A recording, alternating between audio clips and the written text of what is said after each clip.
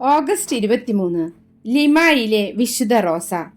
കർത്താവെ, എൻ്റെ സഹനങ്ങൾ വർദ്ധിപ്പിക്കുക, അവയോടൊപ്പം എൻ്റെ സഹനശക്തിയും എന്നുരുവിട്ട വിശുദ്ധ റോസ. തെക്കേ അമേരിക്ക ലോകത്തിന് നൽകിയ ആദ്യ വിശുദ്ധ പുഷ്പം ലിമായിലെ വിശുദ്ധ റോസ 1586 പെറുവിൻ്റെ തലസ്ഥാനമായ ലിമായിലാണ് വിശുദ്ധ ജനിച്ചത്. ഇസബൽ എന്നായിരുന്നു വിശുദ്ധയുടെ ജ്ഞാനസ്നാന പേര്.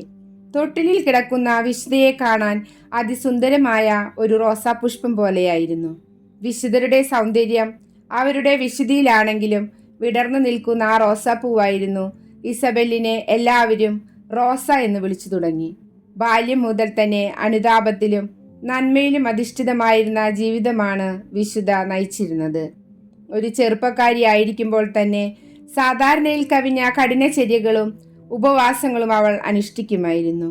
പിശാചിന്റെ നിരവധി പരീക്ഷണങ്ങൾക്ക് വിധേയയായിരുന്ന വിശുദ്ധ താൻ അർഹിക്കുന്നതിലും അധികമായി ദൈവം തന്നെ പരിപാലിക്കുന്നുവെന്ന് പറഞ്ഞുകൊണ്ട് സഹനങ്ങളും സന്തോഷപൂർവ്വം സ്വീകരിച്ചു. അതിസുന്ദരിയായിരുന്ന റോസ തൻ്റെ സൗന്ദര്യത്തെപ്പറ്റി ആരെങ്കിലും സംസാരിക്കുന്നത് കേട്ടാൽ ഭയപ്പെടുമായിരുന്നു. അവൾ തൻ്റെ നീണ്ട മുടി മുറിച്ചു കളയുകയും യാത്രകൾ പോകുമ്പോൾ കുരുമുളക് പൊടി തേച്ച് മുഖം വിരൂപമാക്കുകയും ചെയ്തിരുന്നു.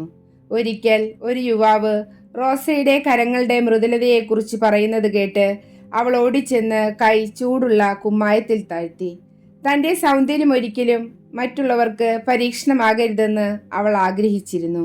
ദരിദ്ര കുടുംബത്തിൽ ജനിച്ചതുകൊണ്ട് റോസ നന്നേ ചെറുപ്പത്തിൽ തന്നെ വീടുകളിൽ കൂലിവേല ചെയ്യുകയും തയ്യൽ പണിയിൽ ഏർപ്പെടുകയും ചെയ്യുമായിരുന്നു. ഉടുപ്പിനുള്ളിൽ ഇരുമ്പാണികൾ തറച്ചിരുന്ന ചട്ടയും മുനകളുള്ള ഒരു മുടിയും അവൾ ധരിച്ചിരുന്നു. തയ്യൽ തൊഴിലാളികളുടെ മധ്യസ്ഥയായി വിശുദ്ധ റോസ അറിയപ്പെടുന്നു. സിയന്നായിലെ വിശുദ്ധ കാതറിനെ അനുകരിച്ചുകൊണ്ട് ഡൊമിനിക്കൻ മൂന്നാം സഭയിൽ ചേരുകയും കഠിനമായ ഒരു സന്യാസ ജീവിതം നയിക്കുകയും ചെയ്തു. ഇന്ത്യക്കാരെ സുവിശേഷവൽക്കരിക്കുക എന്നതായിരുന്നു റോസയുടെ ലക്ഷ്യം. വിശുദ്ധ മാർട്ടിൻ ഡി പോറസ്, വിശുദ്ധ ജോൺ മസിയാസ് എന്നിവർ വിശുദ്ധയുടെ സുഹൃത്തുക്കളായിരുന്നു.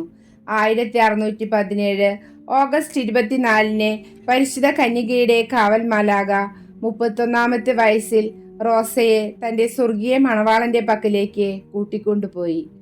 1671 ക്ലെമന്റ് 10 പാപ്പായാണ് റോസയെ വിശുദ്ധിയായി പ്രഖ്യാപിക്കുന്നത്. പെറു കണ്ടുപിടിക്കപ്പെട്ടതിന് ശേഷം ഇതുവരെ അനുതാപത്തിനു വേണ്ടി ജനകീയാവേശമുളവാക്കിയ മറ്റൊരു പ്രേക്ഷിത ഉണ്ടായിട്ടില്ല. അസാധ്യ കാര്യങ്ങളുടെ മധ്യസ്ഥയായി അറിയപ്പെടുന്ന വിശുദ്ധ റോസായെ മറ്റുള്ളവരിൽ അങ്ങയെ ദർശിക്കുവാനും അവർക്ക് സേവനം ചെയ്യുവാനും ഞങ്ങൾക്ക് വേണ്ടി മധ്യസ്ഥം അപേക്ഷിക്കണമേ.